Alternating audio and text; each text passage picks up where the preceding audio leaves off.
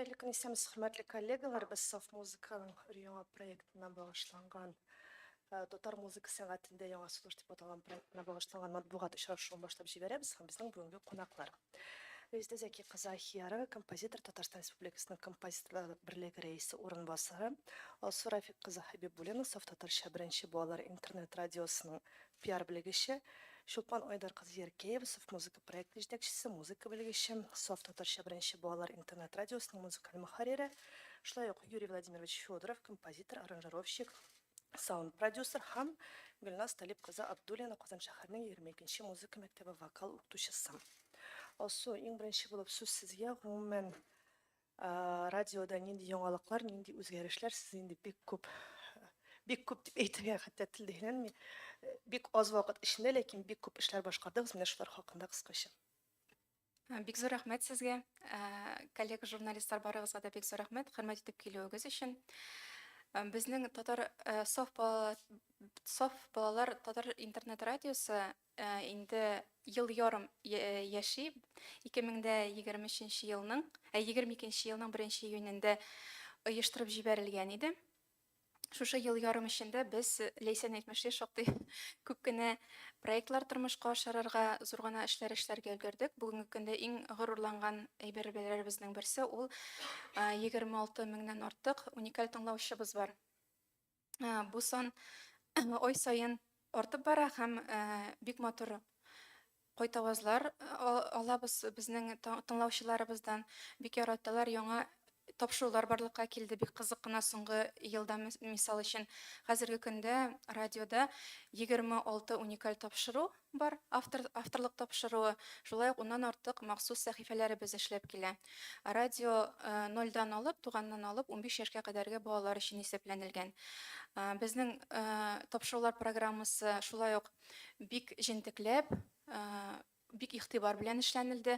Төрле яшь үзенчәлекләрен исәпкә алып, балаларның кызыксынуларын исәпкә алып, тапшырулар программасын 4 өлешкә бүлдек. Ул хәерле иртә, хәерле көн, хәерле кич һәм хәерле төн дип атала. Һәм балаларның, мәсәлән, иртәнге якта безнең нәниләр өчен тапшырулар, чөнки безнең мәктәп укучылары балалар бакчасында йөри торган балалар, алар бакчада һәм мәктәптә булганга күрә кичкенә яшьтәге балалар өчен көндезге вакытта, 6 яшьтән 10 яшькә кадәрге балалар өчен тапшырулар, кичке вакытта инде үсмерләр өчен тапшыруларыбыз бара. Соңгы елда алып баручыларыбыз да бик артты. Яңадан-яңа балалар килеп кушылды безнең иҗат төркеменә. Яңадан-яңа зурлар да, зур журналистлар да килеп кушылдылар. Үзләренең балаларын алып киләләр, гаилә белән киләләр. Мисал өчен Сәфәровлар Софта дигән яңа тапшыру эшли башлады. Сәфәровлар гаиләләре белән алып баралар, анда 2 балалары да катнаша. Үсәбез, эшлибез. Проектларга килгәндә, менә Соф музыка проекты ул безнең өчен бик күңелгә якын, яраткан проектыбыз, чөнки ул менә радиодагы музыкаль фондны байыту, балаларга тагын да матур яңа җырлар тыңлаттыру өчен уйлап табылган эш иде. Ул безнең 2023 елның февралыннан бирле тормышка ашырыла. Менә инде 1 ел дип әйтергә кирәк, куркмыйча әйтә алабыз, 1 ел тормышка ашырыла дип. Бик зур рәхмәт Татарстан рәисе каршындагы телләрне үстерү комиссиясына, аларның ярдәме белән тормышка ашырыла. Беренче сезон безнең Яшьләр министрлыгы белән эшләнелгән иде. Бу ел алдынгылар хәрәкәте белән эшлибез. Менә 2нче сезон алдынгылар хәрәкәте белән тормышка ашырыла. Шулай ук Казан мэриясе да зур ярдәм күрсәтте. Аларга да рәхмәтләребезне әйтеп үтәбез. Менә шушы 1 ел эчендә безнең проектта беренче сезонда сайлап алынган балалар, алар беренче сезонда безнең академик музыка белән чыгыш ясаганнар, үзләренең музыка мәктәпләрендә өйрәнгән эшләре белән. Менә 2нче сезон вакытында, сентябрьдән декабрьгә кадәр biz аларны менә шушы музыка мәктәбе мөхитеннән алып, җанлы музыка мөхитенә керттек һәм аларга яңа форматта, яңа шартларда эшләргә мөмкинлек бирдек. Бу турыда сезгә тулырак Шулпан Яркеева сөйләп үтер. Хәзер тагын менә тормышка ашырыла торган проектлардан әйтеп үтәсем килә. Соф әдәбият проекты тормышка ашырыла. Анысы инде радионың әдәби фондын тулыландыру өчен. Аның кысаларында без яңа әдәби әсәрләрне, балалар өчен моңа кадәр яздырылмаган әдәби әсәрләрне яздырып, аларны музыкаль бизәп, менә алдагы елдан инде безнең ротациягә кертеп җибәрергә планлаштырабыз. Һәм шулай ук яңа гына проектыбыз Соф балачак дип атала. Аны кысаларында без радиобызның сайтын тулы күләмендәге порталга әйләндерергә җыенабыз. Һәм анда балаларны үстерү буенча шигырьләр, әкиятләр, җырлар, төрле бишектән үстерү дәресләре, мастер-класслар, менә шундый файдалы әти-әниләр һәм балалар өчен файдалы булган материаллар тупланган портал өстендә эшлибез хәзерге вакытта. Шундый зур эшләр белән шөгыльләнеп ятабыз. Әле алга да планнарыгыз бик күп икән. Без кыска гына видео карап узыйк. Менә бу видеода сез Саф музыканың 2нче сезоныннан мизгелләр күрә аласыз.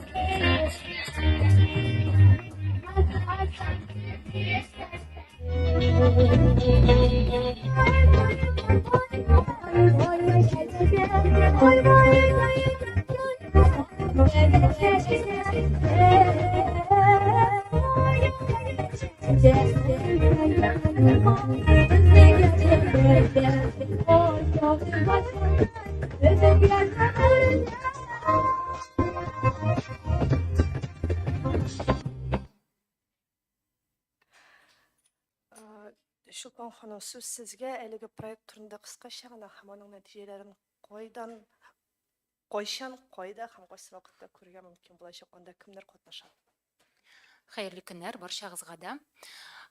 Саф музыка проекты инде безнең Саф татарча беренче балалар радио кысаларында 2нче сезонга керештек без. Беренче сезонны аның шушы елның беренче ярты елгында үтте бит индеме, ул безнең академ форматта үтте. Шушы академ формат юнәлешендә без иң төп максат иттереп шушы Казан мәктәпләрендә, Казанның сәнгать мәктәпләрендә укый торган, музыка мәктәпләрендә шөгыльләнә торган балалар башкара торган музыка яңгырасын дигән ният белән аларны тавыш яздыру студиясенә алып барып, яздырып, үзебезнең музыкаль фондыбызны 60тан артык композициягә тулыландырдык һәм алар безнең радиобызның ирекле фонотекасына туплана. Һәм менә шушы беренче сезонда катнашкан балаларны без бик яратып, якын итеп күреп өлгердек һәм дә алар белән эшне дәвам итү турында шул ук вакытта сөйләшә башладык. Тизрәк 2нче сезонга керештек һәм бу 2нче сезонда шушы ук балаларны, беренче сезонда катнашкан балаларны катнаштырып һәм тагын өстәмә балаларны җәлеп итеп бераз башка юнәлеш алдык. Ул да булса эстрада юнәлеше. Әмма дә ләкин без монда традицион схемадан тайпылырга булдык. Эстрада дигәч тә бит инде ул безнең күз алдыбызга нинди дә булса композитор иткән аранжировка һәм бала башкарган җыр күз алдына килә. Шулай бит инде. Без монда бераз башка төрлерәк юнәлеш алырга булдык. Иң беренче төп ниятебез безнең тере музыка белән эшләү иде. Шушы балаларны бераз башка мөхиткә җәлеп итү, тере музыка мөхитенә җәлеп итү иде. Һәм менә берничә музыкаль төркем белән аралаша торгач, без Ями Music Band төркеменә тукталырга булдык. Алар белән сөйләшеп, егетләр менә шушындыйрак проект эшлисе идек, балаларны катнаштырып дип, алар хуплап алдылар безнең идеябызны. Һәм без эшкә керештек. Безнең эшебез нидән гыйбарәт? Без яңа сулыш өчен 15 композиция сайлап алдык. Ул да булса безнең радио архивында урнаштырылган композицияләр, ул ретро җырлар, балалар җырлары һәм бүгенге көндә иҗат ителгән җырлар. Һәм җырлар гына дип әйтмәс идем, шушы 15 композиция эчендә безнең инструменталь композицияләр дә бар. Һәм без аларны да менә шушы заманча бенд белән катыштырып, шундый синтез материал, музыкаль продукт тәкъдим итәбез. Балаларның эшләре нәрсәдән гыйбарәт? Балалар бик теләп, менә Ями Music Band репетицияләр ясый торган базага киләләр һәм эш нәкъ менә шунда башлана. Әйтеп үткәнемчә, бу әзер аранжировкага килү дигән сүз түгел. Балалар киләләр, бергә җырның, мәсәлән, ретро-версиясын тыңлыйлар музыкантлар белән бергә. Һәм аны ниндирәк форматта үзгәртеп була, аңа нинди яңа сулыш өрергә мөмкин, шуны бергә хәл итәләр. Гармоник сеткасын җыялар, структурасы турында уйлыйлар, аннарсын инде жанр юнәлешендә эшли башлыйлар. Һәм бу эшне әйдәп баручы бүген менә безнең белән бер рәттән утыра, ул да булса Юра Федоров, минем дустым, талантлы шәхес, композитор, аранжировщик. Миңа калса, аларга да бу бик кызык тәҗрибә, балаларга да кызык тәҗрибә, бенд эчендә кызык тәҗрибә. Чөнки балалар эстрада музыкасының да мөһим булуын татыйлар шушы безнең менә икенче юнәлеш эчендә. Чөнки менә бу безнең төп миссиябездә дип әйтер идем мин, чөнки күп очракта эстрада музыкасы ул шундый күңел ачу жанры буларак кына кабул ителә бит инде, шулай бит. Монда алар шушы жанрның җитди форматта үтүен күз аллыйлар. Шундый ук зур эш икәнен, музыкантларның эше зур икәнен күреп эш итәләр бергә. Инде җырларга килгәндә, без төрле жанрда сайладык җырларны. Бу җырлар арасында халык җырлары да бар. Бу җырлар арасында улпат композиторларыбызның да җырлары бар һәм этник композицияләргә дә тукталдык без менә инструменталь төркемнәргә килгәндә. Һәм шулай ук бүгенге көндә иҗат итүче композиторларның да җырларын җәлеп иттек. Бүген менә безнең пресс-конференциядә чакырылган балалар бар. Алар катнаша шушы проектта. Ул да булса безнең Дина Хабибуллина, Амирхан Шарифуллин һәм Камиля Габдуллаҗанова. Күрәм сине, әйе. Алар үзләренең фикерләрен әйтеп китер һәм тагын нәрсә әйтергә тиеш әле мин, Алсу? Мөһим әйберләр. Мине беләсез, мен нәрсә әйтәсем килә. Менә без шушы эстрада юнәлешенә сукмакны инде беренче сезонда да сала башлаган идек, чөнки беренче сезонның гимны буларак без үзебезнең радио төркемдә бик яратып тыңланыла торган җырны сайлаган идек. Ул да булса бездә яшәрбез дип атала ул җыр һәм без аны үзебезнең Саф музык проектының гимны иттереп сайладык һәм берничә буын вокалистны җыеп, композиторларны җыеп, Redbox'та студиядә, тавыш яздыру студиясендә клип төшердек. Ул җырның композиторы бүген биредә Резида Апахиярова. Резида Апахиярова гел безнең белән янәшә, эшләребезне хуплап, безгә дустана мөнәсәбәттә тора. Аның өчен бик рәхмәтлебез сезгә. Һәм нәрсә әйтәсем килә, Redbox турында сөйли башладым икән, нәтиҗәләргә килгәндә, менә шушы икенче сезонның нәтиҗәләренә килгәндә, хәзер бит инде безнең 4 декабрьдә концертыбыз көтелә име. Чулпан мәдәният үзәгендә Ями Music Band төркеме, балалар радио иҗат төркеме белән берлектә без тамаша күрсәтәчәкбез һәм бик табигый рәвештә без үзебезнең репетицион базадан менә шушы сәхнә мәйданына күчәбез. Бусы бер концерт белән генә эшебез тәмамланмый. Безнең якын арада шушы балаларны, шушы коллективны бергә туплап, шулай ук тавыш яздыру студиясенә алып барып, шушы 15 композицияны тере тавышлай яздырып, үзебезнең фондыбызны тулыландыру. Сер итеп кенә әйтәм, концертта әле 2 бонус буларак тагын 2 композиция яңгыраячак. Менә балалар бенды чыгыш ясаячак, сез видеороликта күреп өлгердегез аны. Һәм дә бенд тарафыннан тәкъдим ителгән җыр яңгыраячак. Шулай иттереп, менә төп мәгънәсе, шушы проектның төп максаты балаларны менә шушы яңа форма, яңа эшләү формасына җәлеп итү һәм үзебезнең радио фондыбызны музыкаль яктан баету, мирас калдыру. Рәхмәт сезгә, Чулпан. Резида апа, сүзне сезгә тапшырабыз. Иң беренче чиратта менә бик күп әйттеләр инде. Сезнең җырлар бик еш яңгырый.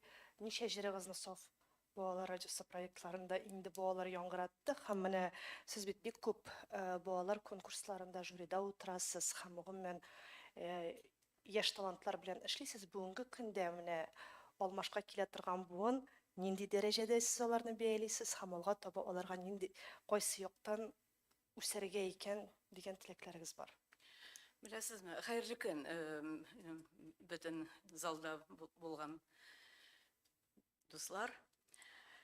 Мин еш кына чынлап та төрле жюри агзасы булып чакырылам, төрле мәдәни конференцияларда катнашам һәм шуны күзәтәм. Без гел менә шул мероприятияларда бик күп татар моңы, татар җыры, татар теле дигән мәсьәләләрне куптарабыз. Әмма ләкин эшләүчеләр бик аз. Менә шул саф музыка оештырган безнең кешеләребез Чулпаннан башлап шул мәсьәләне сүздә генә түгел, конференцияларда, чыгышларда гына түгел, чынлап кулларын сызгарынып бик нык эшлиләр. Мин үзем менә күзәтәм, балалар өчен музыкада, шигырьләрдә алар бик күп язылган. Мин менә үзем шаһит аңа. Шаян телевидение ТВ-да бик күп яңа җырлар китерәләр, яңа җырлар конкурсы жюри агзасы булып утырам мин. Һәм ул җырларны бит язып кына эш бетми. Безнең менә композиторлар берлеге әгъзаләрдә бик күп балалар өчен язалар. Әмма ләкин ул җырларны балаларга җиткерергә кирәк. Аларның адресатлары булырга тиеш. Әти-әниләр бу җырлар, әсәрләр белән таныш булырга тиеш. Һәм менә саф музыкасы проекты минем өчен ул бик зур эш башкаручы коллектив. Монда балалар үзләре, музыкантлар кебек, үзләренә аккомпанировать итәләр. Менә мин кичкенә генә монда клиплар күрдем. Үзләре инструментларда уйныйлар, җырлыйлар, тырышалар.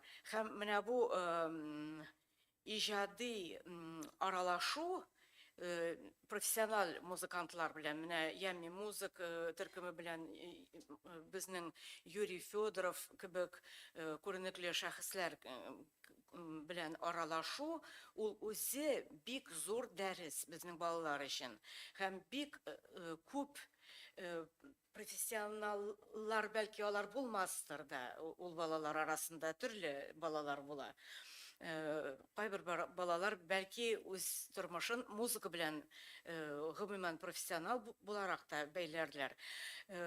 Әмма ләкин менә бу проектларда катнашу, балаларны шулай кызыксындыру, аларның тормышын байыта, безнең тормышыбызны байыта, чөнки менә бу эшләнгән эшләр ул кала. Ул кала фонотекада, сезнең архив материалларда, ул тапшырулар аша балалар, әти-әниләр нинди җырлар бар икәнен, ниндирәк юнәлештә балаларны тәрбияләргә мөмкин икән, музыка белемен бирергә ничек мөмкин икән дип бик күп нәрсә бирә. Чөнки менә балалар бит алар музыка мәктәбендә алар классик музыканы күбесенчә уйныйлар. Безнең күренекле композиторлар, классик композиторлар төрле гасырларда яшәгән композиторларның әсәрләрен уйныйлар. Менә бу саф музыкасы проекты, ул безнең заман композиторлары белән дә таныштыра. Ул ретро направлениесі, ансы біздің менә танылған, ләкин біздің арада булмаган композиторларны да истә тотарга ярдәм итә. Мин уйлыйм, менә бу проект бик күп нәрсә бирә безнең гомумән мәдәнияткә, безнең менә шул телне, моңны саклауда бик зур роль уйный. Мин телим яңа тагын яңа әсәрләр яңгырасын, тагы да бу проект дәвам итсен, матур гына иттереп, озак елларга. Амин шулай башлар булсын, бәлки телим. шу балалар арасынан яңа Резида Ахиярова да үсеп чыгар дигән теләктә Бәлки. калабыз. Юрий, слово передаем вам. На видео мы увидели, что вы прям непосредственно внутри этого процесса находитесь. У меня сложилось такое ощущение, что причем в каждом номере. Как-то интересно получилось. Так и И есть. по поводу вот этой совместной работы с Yummy Music Band. Вообще Yummy Music в последнее время выдает очень абсолютно новые форматы, и причем их становится так много. Вот расскажите, пожалуйста, в чем специфика именно этого проекта, этого концерта и ваша Специфика роль Yummy в Music нем. Band. Ага. Добрый день. Так, начнем со специфики этого концерта. На мой взгляд, концерт на самом деле в какой-то степени даже уникальный, потому что по факту дети попадают в творческую лабораторию. Мы выбрали достаточно сложный путь именно с точки зрения технологий, так как, наверное, было бы проще сразу заранее аранжировать эти песни, потому что были готовые аранжировки. Мы, когда с Чулпан разговаривали перед концертом, перед началом всей этой истории, обсуждали возможность как-то оптимизировать, да, какие-то процессы, потому что понимали, что достаточно большая нагрузка получается. Вот. Но я все-таки принял решение, чтобы дети, приходя на репетицию, увидели процесс от и до, то есть как на их глазах разворачивается целая музыкальная история. Поэтому все, что касается концепции, безусловно, конечно, я постарался сохранить те принципы работы, которые у нас есть в Yummy Music Band. Это абсолютно какие-то, иногда, может быть, креативное решение, да, с точки зрения музыкальных стилей, но в то же самое время, поскольку все-таки я очень много лет отношусь к поп-культуре, безусловно, конечно, все остается в рамках тех, которые воспринимаются людьми, скажем так, вот, если немножко упростить формулировку. Но еще раз подчеркну, важный момент это то, что дети видят процесс изнутри. Потому что в свое время, вот мы сегодня тоже с Ритой Закиной общались на эту тему, на самом деле еще лет 15-20 назад не было такой возможности просто соприкоснуться с очень профессиональными музыкантами, имеющими большой опыт. То есть я помню, как мне в свое время принес мой педагог по композиции Александр Михайлович Руденко, покойный, к сожалению, ныне уже, записи зарубежные ему привезли с Америки. И вот он раздал всем своим ученикам, не поленился, тогда это были CD-компакт-диски, переписал всем в огромном количестве на аудиокассеты и сказал: ребята, слушайте, вот это настоящая музыка, настоящая поп-музыка. Это были записи Джина Ванелли, Эл Джеро, Джабима. И вот, собственно, на этой музыке я и вырос, и вот эта культура аранжировки, подчеркну слово культура аранжировки, потому что на самом деле искусство аранжировки это целая история. То есть сейчас в наше время, безусловно, технологии шагнули далеко, и очень многие научились делать какие-то вещи, ну, элементарно сопоставляя какие-то определенные там пазлы, да, там лупы, заготовки. Но именно искусство живой аранжировки вот для инструментального ансамбля это такая целая философия, скажем. И мне отрадно, что дети, очень талантливые, кстати, дети, все, кто вот участвует в этом концерте, они соприкоснулись с этим, на мой взгляд, невероятным процессом. Вот, постарался не усложнить. А 4 декабря тебя возможно будет увидеть на сцене? Да, очень правильно подмечено. На самом деле в этом проекте я в основном выступил как саунд-продюсер и, наверное, даже отчасти как вокальный коуч, потому что немножко приходилось вмешиваться в вокал. Ну, тут специфика такая. Да, я буду выступать. У нас будет интересный номер с Чулпан. Немножко приоткрываем С Чулпан. тайны. Да, у нас да, будет очень интересный номер, поэтому вы меня сможете наблюдать. То есть у вас будет сцене. дуэт. Да. Супер. Спасибо большое. Спасибо. Хәзер балаларның инде үзләренә дә бераз гына сүз бирик.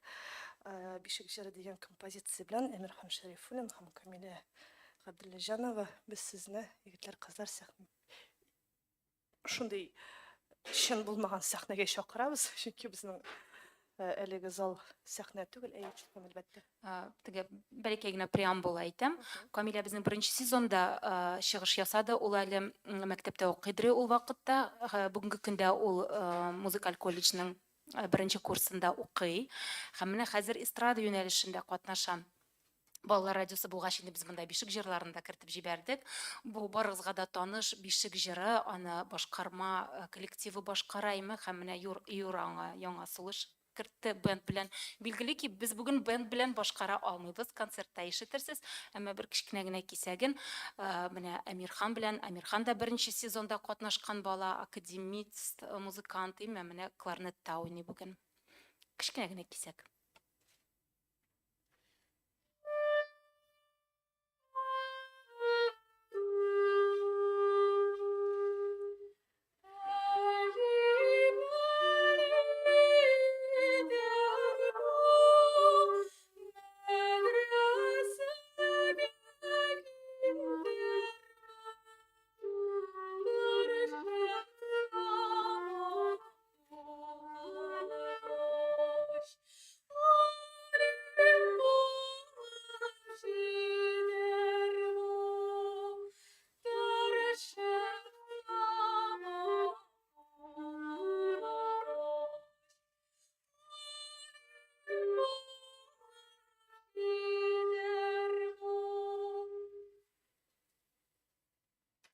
Рәхмәт, рәхмәт.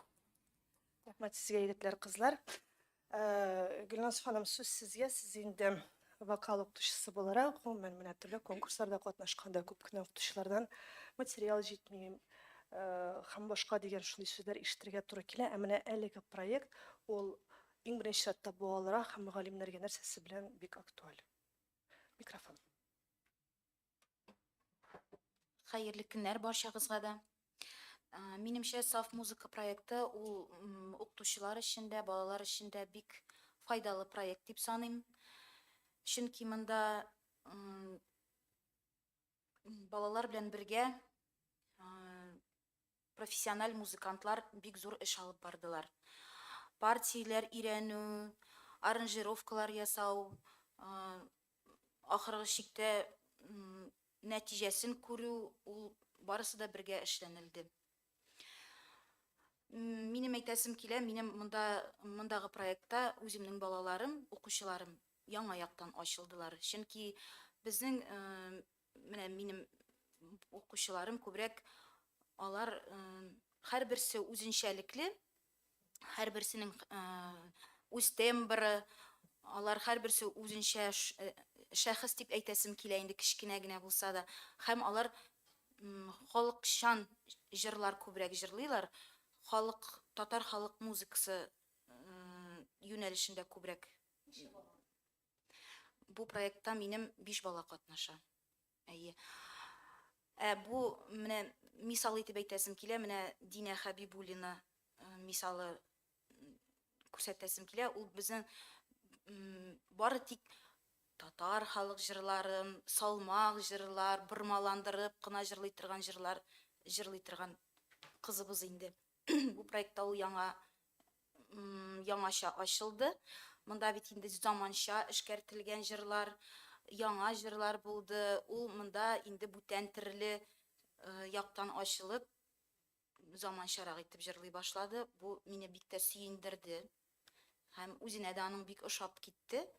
Алар музыкантлар белән бер дулкында булдылар. Алар шухатлы дәртләнеп, канатланып репетицияләргә җирделәр.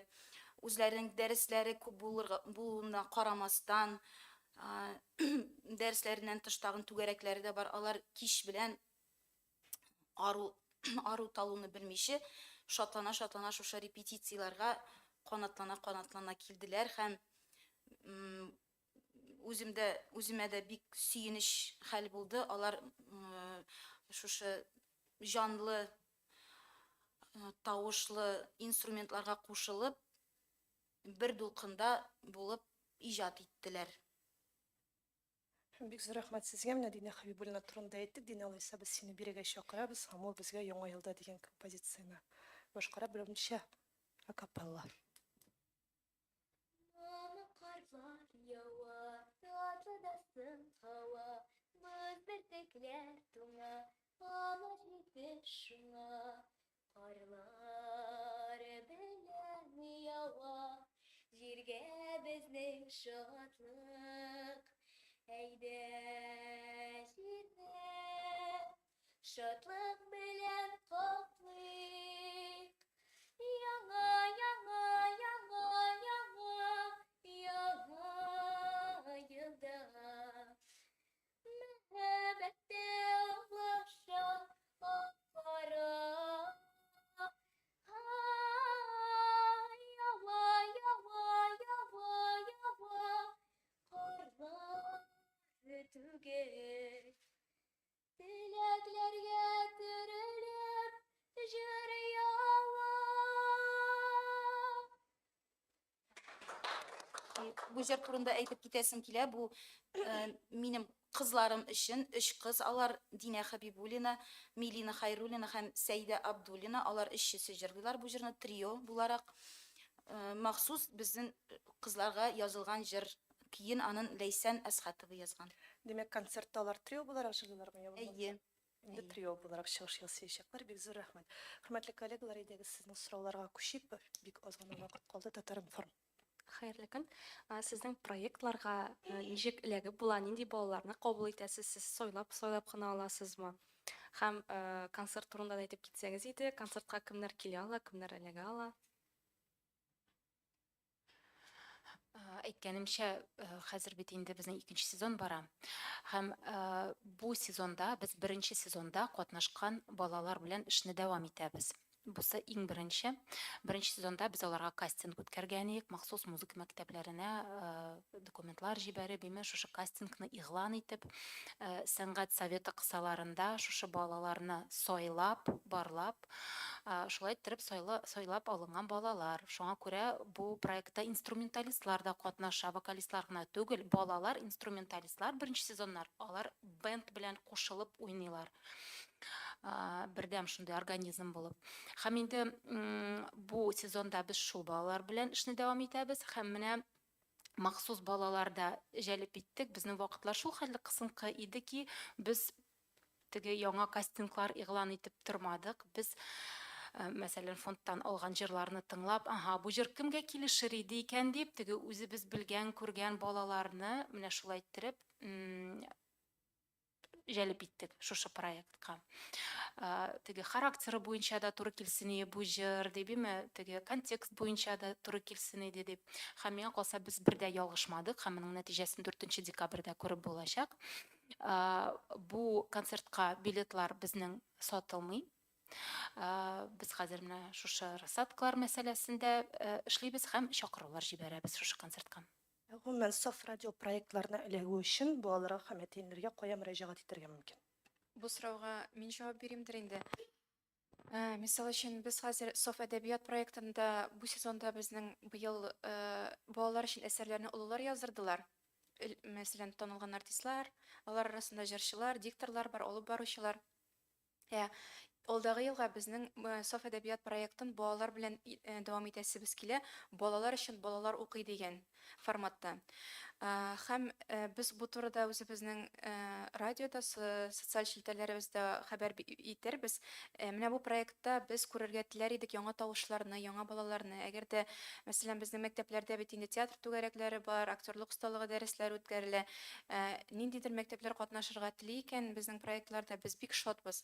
Шулай ук менә тагын бер сөенечем белән уртак, сөенечем дим инде, минем өчен бик зур сөенеч инде ул. Сөенечебез безнең өчен Казан Федераль университетының милләтара багланышлар факультеты белән берлектә без медиа мәктәп эшләтеп җибәрәбез радиожурналистика буенча. Һәм бу проектка без бүтән татар радиоларында җәлеп итәбез. Менә шул эш белән хәзер шөгыльләнәбез. Татар радиосында, Болгар радиосында, Татарстан радиосында китапны да, белемне дә, тәртипне дә, менә бөтенебез шулай берләшеп, радио журналистика белән кызыксынган балаларга яңа мөмкинлекләр ачасыбыз, аларны кызыксындырасыбыз килә. Һәм менә бу проект кысаларында да без яңа исемнәр ачарбыз дип өметләнәбез. Аның турында мәгълүмат менә шушы көннәрдә таратылачак. Менә бу проектка да чакырып калабыз балаларны. Осы негізде сіз қойсы социаль шелтерлерде бар, әтенлерге қойсы социаль шелтерге игътибар итәргә.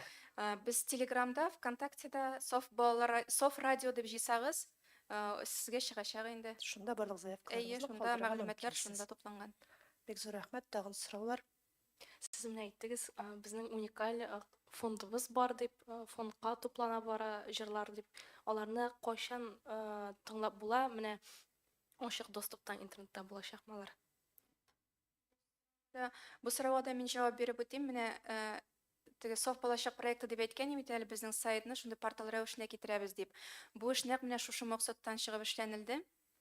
Чөнки тапшыруларыбыз радиода яңгырый, аларны тыңлап теге бүтән җирдә тыңлап булмый бит, радионы тыңлап утырсаң гына ул тапшыруларга эләгә аласың. Без менә сайтыбызны эшләп бетереп, анда тапшыруларның берилешендә шунда җыячакбыз. Соф музыка кысаларындагы бүтән җырлар шунда фонотекага тупланачак, сайттан кереп аларны карарга, тыңларга, файдаланырга мөмкин булачак. Шулай ук Соф әдәбият проектында яздырылган әсәрләрне, аудио китапларны да шуннан тыңларга мөмкин булачак. Менә хәзер Әлфият абый Закирҗанов, Дания апа Загидуллина белән без эшләдек исемлек татар балаларына укырга. Безнең исемлек бар бит инде 100 китап. Ул татар мәктәпләре балалары өчен иде. Безнең бит инде радионы тыңлыйлар чит илләрдә дә, төбәкләрдә дә, рус телле балалар да тыңлыйлар. Шуңа күрә без бу исемлекне сорадык, эшләр тагын переработать итәргә. Нинди бәлки яңартырга, яңа әсәрләр барлыкка килгәннәрдер дип. Менә ул исемлектә шушы көннәрдә генә безнең кулга килеп эләкте. Менә аны да шунда куячакбыз. Ягъни менә бүтән радио кысаларында эшләнә торган эшләрне шул сайтка туплап бару инде безнең хыялыбыз. Андан бүтән кеше, укытучылар да, әти-әниләр дә, тәрбиячеләр дә, балалар үзләре дә аннан файдалана алсын дип. Бик зур рәхмәт. Бер генә сорау менә Гөлназ ханым да әйтте, Динә мәсәлән үзе татар халык җырларын, бырма җырларны ярата дип, гадәттә бит инде балалар үзләре аларга мәхәббәт тумый, я укытучылар, я булмаса әтиәниләр менә алсу син дә хәзер әйтеп үзенең Әлфият абый белән Дания апа әлеге исемлекне төзеде дисез. Рус әйтмешли, опять-таки ул балалар төзергән исемлек түгел, тәкъдим ителгән. Алар чыннан да аны укыймсыз, балалар белән күпмедер дәрәҗәдә менә тәңгәләштерәсезме ул мәгълүматны, ягъни сездә бит инде бик күп балалар бүгенге көндә әлеге проектларны эшли, я булмаса теге алар сезнең радио янында йөри, менә аларга әлеге исемлекләрне күрсәтеп, чыннан да бу сезгә кызыкмы дигән сорау биргәнегез бармы? Бу бик актуаль мәсьәлә. Менә без теге радионы оештырып җибәргәндә дә без иң беренче бу безнең иң зур хатабыз да булды. Без аны сразу таныдык та һәм төзәтә башладык. Без җәлеп иттек менә кемнәр тапшыру, балалар өчен кемнәр тапшыру эшли ала анда. Мәсәлән, мин үзем дә эшләдем бу безнең табиб дигән тапшыруны. Гөлнара Нурмөхәммәтова эшләде. Ягъни без улыларны җәлеп иттек балалар өчен тапшырулар әзерләргә. Ләкин бу бердә дөрес әйбер түгел. Һәм без моны шунда ук аңладык, чөнки балалар өчен балалар үзләре эшләргә тиеш. Һәм менә шуннан шушы фикер белән без радиода балалар иҗат төркеме булдырдык. Хәзерге көндә анда 20-гә якын бала безнең бар. Без бу балалар белән гел элемтәдә торабыз. Һәм ниндидер яңа әйберләр эшләнгәндә, проектлар эшләгәндә ул балалардан теге фокус группа кебек алардан фикер алырга, обратный связь, ниндидер яңа тапшырулар чыгарганда да шулар балаларны җәлеп итеп, алар белән берлектә эшләргә тырышабыз. Шулай ук безнең мәсәлән кызыклы этикет тапшыруы чыга башлады. Аны безнең Әлфия Җәлилова эшли. Җәлалова эшли. Аның үзенең 3 баласы бар. Ягъни безнең менә тапшыруларны эшли торган әти-әниләрнең дә аларның үзләренең гадәттә 2-3, хәтта кайберәүләрнең 4-5 балалары да бар. Ягъни алар бу теманы белеп, балаларга нәрсә кирәген аңлап эшлиләр. Менә без дә хәзер инде Соф балалар радиосында шул юнәлештә эшлибез. Менә балалар беренче урында бала булырга тиеш. Менә бала уртада бала булырга тиеш. Ул нәрсә тели, аңа нәрсә кызык. Шуңа күрә менә безнең бик зур хыялыбыз бар, мәсәлән, мәктәпләргә йөрергә, очрашуларга. Ләкин менә безнең бит әле радиобыз теге энтузиастлар көче белән эшләнә торган проект. Бик күп теләкләребез әлегә, мәсәлән, теге минем үземнең эшләрем бар дигәндәй, теге бу минем өчен хобби кебек радиода эшләү. Чулпан апаның үзенең эшләре бар, Алсуның балалары бар, кечкенә балалары бар дигәндәй. Безнең әле исемен белгечебез бар, 4 бала әнисе. Ягъни без бөтенебез дә шундый теге куллар аякларыбыз бәйләнгән кешеләр. Шуңа да карамастан барыбер нәрсәдер эшләргә, бу юнәлештә үсәргә бик телибез һәм тырышабыз. Менә алга таба бу юнәлештә инде менә балалар белән күбрәк аралашасыбыз килә. Шуңа күрә менә сайтта да минем инициативам иде. Әйдәгез эшлик әле менә обратный связь бүлеге. Менә анда безнең булачак обратный связь бүлегендә ничек итеп радио тапшырулар ясарга дигән кечкенәрәк кенә видео, мастер-класс балалар куллана алырлык инде. Нинди форматта булырга тиеш, нинди разрешениедә шуларны язабыз һәм бала, үзе теләгән бала шушыннан кулланып, үзенең тапшыруын шул бүлек буенча безгә җибәрә ала. Шундый ук булачак безнең шигырьләр язу буенча менә Гөлназ Гарипова эшли аны, әдәби әсәрләр язу буенча шундый ук бүлек булачак һәм видео материаллар буенча. Ягъни без балаларны җәлеп итәргә телибез менә бу эшчәнлеккә күбрәк. Шулай ук әле менә без күбрәк хәзер Казан балалары белән эшлибез. Эшлисе килә Татарстан районнарындагы балалар белән, чит төбәкләрдәге балалар белән. Алардан да ниндидер кызыклы материаллар аласы килә, аларны да җәлеп итәсе килә. Менә шуңа күрә шундый идея белән янып йөрибез инде бу арада. Рәхмәт. Хөрмәтле коллегалар, тагын сорауларыгыз булса, бик аз гына вакыт калды. Сезнең менә бездә яшәрбез дигән җыр турында әйтеп үттегез. Бик кызыклы идея булган ул, бик кызыклы тәҗрибә. Яңадан яздырып җырны, алга таба менә башка җырны алып, шундый ук форматта эшләп карарга теләгегез юкмы? Бәлки уйлангансыздыр. Сез клип төшерүне дип әйтәсезме? Яңадан клип төшереп име?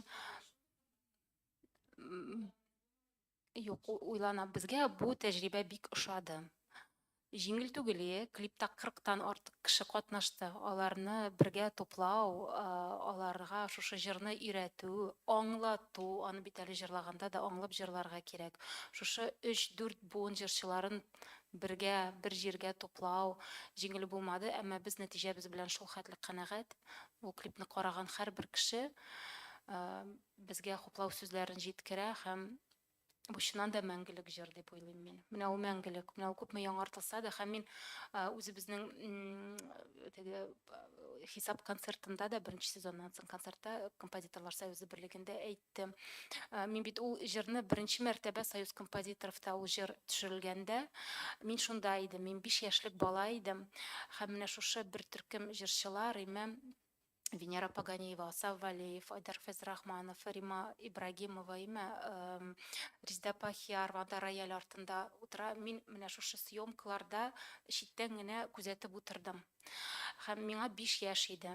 Һәм менә ничә гомер 30 ел битеме арасы шушы җырның 30 елга якын. Без шушы җырны яңартык. Кем белә, бәлкем берничә ел үтәр һәм шундый берәр кечкенә кызчык, хәзер шушы проектта катнашкан кызчык, мәсәлән, шушы җырны истә калдырып, менә шулай итеп аны берничә елдан яңартыр. Яңарту темасы ул гомумән бик кызык тема.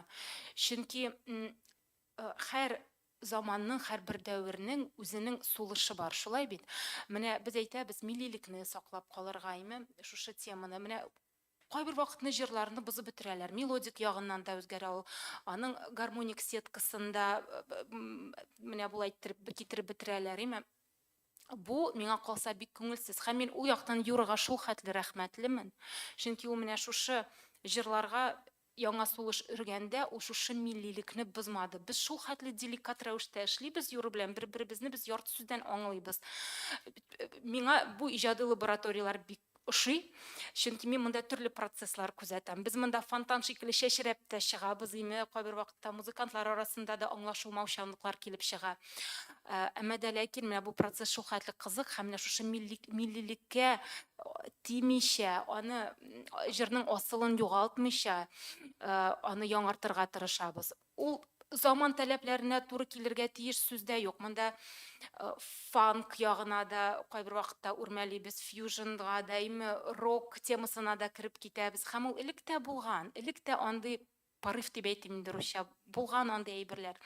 Һәм тагын иң мөһим әйбер аны бит әле балалар өчен яраклаштырырга кирәк. Балалар да аны аңлап, музыкаль яктан аңлап, текст ягыннан аңлап җырларга тиешләр. Һәм бу бит инде менә татар теле белән татар музыкасы кушылган менә шундый уникаль проект. Шуңа күрә сүзләр әйтелеше дә дөрес булсын. Безгә шунысы да бик мөһим. Һәм музыкаль контекстка да уңайлы иттереп ятып, менә шундый бердән-бер уникаль музыкаль продукт әзерлибез.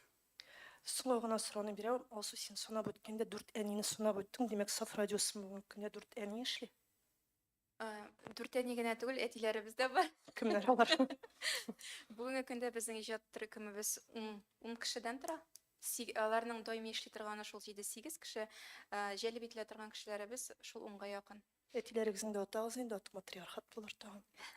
Безнең менә иң төп әтиебез ул Марат Галимов, безнең җитәкчебез. Ул безне менә шул җыеп, теге һавада чып йөргән әниләрне бераз җиргә төшереп, теге безгә юл күрсәтеп, алай итмәгез, булай итегез әле дип безгә шулай юл күрсәтеп, һәм бөтен техник безнең эшебезне шул Марат эшли инде, аңа бик зур рәхмәтле. Ул безнең теге җитәкләп, безне алга илтеп, юл күрсәтеп баручыбыз. Бик зур рәхмәт сиңа Алсу. Гомумән, Саф радиосында эшләгән һәм аның активистлары булган һәркемгә без бик зур уңышлар телибез һәм исегезгә төшәбез. 4 декабрь көнне Сәйдәш мәдәният үзәгендә Саф музыка проектының финалы Чулпан мәдәният үзәге, Чулпан. Гафу итегез, Сәйдәш түгел, Чулпан мәдәният үзәгендә кичке сәгать 8-дә башланачак. Гафу, 6-да. Бик күп хаталар җибәрә торган көнем ахыры. Шуңа күрә анда күрешербез дигән өметтә калабыз. Барчагызга да уңышлар, бигрәк тә балаларга.